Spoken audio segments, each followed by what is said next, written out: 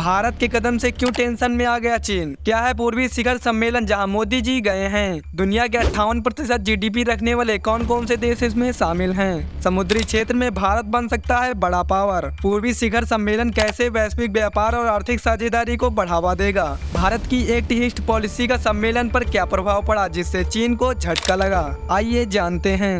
भारत की act east policy की घोषणा की थी। पिछले एक दशक में इस नीति ने भारत और आसियान देशों के ऐतिहासिक संबंधों को नई ऊर्जा, दिशा और गति दी। आसियान सेंट्रलिटी को प्रमुखता देते हुए 2019 में हमने Indo Pacific ocean initiative launch किया था। यह ASEAN outlook on Indo Pacific को कॉम्प्लीमेंट करता है। पिछले वर्ष क्षेत्रीय सुरक्षा और स्थिरता के लिए मैरीटाइम एक्सरसाइज की शुरुआत की गई है। पिछले 10 वर्षों में आसियान क्षेत्र के साथ हमारा व्यापार लगभग 2 गुना होकर $130 बिलियन से अधिक हो गया है। आज 7 आसियान देशों के साथ भारत ने डायरेक्ट फ्लाइट कनेक्टिविटी है और शीघ्र ही ब्रुनेई के साथ भी सीधी उड़ानें शुरू होगी। तिमोर लेस्ते में हमने नया दूतावास खोला है।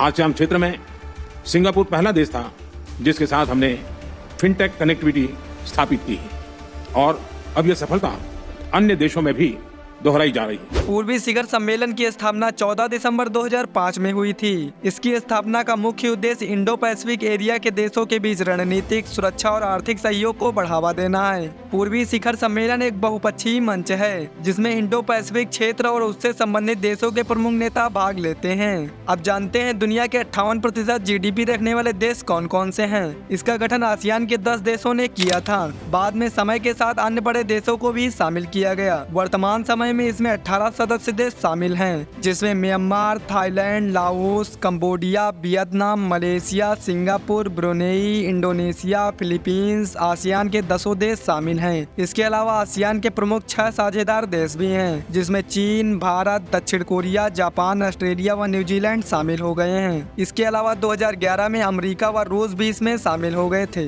भारत की एक्ट ईस्ट पॉलिसी के तहत यह सम्मेलन महत्वपूर्ण मंच है, जहाँ भारत पूर्वी एशिया के देशों के साथ व्यापारिक संबंध बढ़ा रहा है, जिससे ये बात चीन को हजम नहीं हो रही है। चीन जानता है कि यदि भारत के संबंध Thailand, Laos, Cambodia, Vietnam, Singapore, Malaysia इन देशों के साथ मजबूत हुए तो उसके लिए खतरा पैदा हो जाएगा, क्योंकि उसका सारा व्यापार इन्हीं देशों के रास्ते से होकर जाता है और चीन नहीं चाहेगा कि इन देशों के साथ उसके संबंध खराब हो। भारत, जापान के साथ साथ चीन का हिंद प्रशांत क्षेत्र में लगभग सभी देशों के साथ कुछ न कुछ विवाद है। चीन अपनी हरकतों से बाज नहीं आने वाला है। वह चाहता है कि इस क्षेत्र में सभी देश उसकी बताई गई बात माने, लेकिन ऐसा होता नहीं है। चीन की जितने भी देशों के साथ सीमाएं लगती हैं उनसे जमीन को लेकर आपसी विवाद है। रूस और उत्तरी कोरिया को छोड़कर चीन का सभी पड़ोसी देशों के साथ विवाद है। ताइवान देश को वो अपना हिस्सा बताता है। तिब्बत पर कब्जा करके बैठा है। जापान और दक्षिण कोरिया की चीन से वैसे भी नहीं बनती है, क्योंकि ये दोनों देश अमेरिका का फेवर करते हैं। ऐसे में चाइना अपना सबसे बड़ा प्रतिद्वंदी भारत को मानता है। ऐसे में भारत के पास एक बड़ा मौका है कि वह इन देशों के साथ दोस्ती का हाथ बढ़ा के अपना सहयोगी बना ले। पूर्वी शिखर सम्मेलन की अध्यक्षता प्रमुख रूप से आसियान का कोई देश करता है, इसलिए भारत का आसियान के देशों के साथ अच्छे संबंध होना जरूरी है। इन्हीं कारणों की वजह से भारत चाइना को व्यापार में परास्त कर सकता है और दुनिया की सुपर पावर बन सकता है। आशा करता हूँ आपको वीडियो अच्छा लगा होगा। मिलता हूँ आपसे अगली वीडियो में, तब तक के लिए जय हिंद।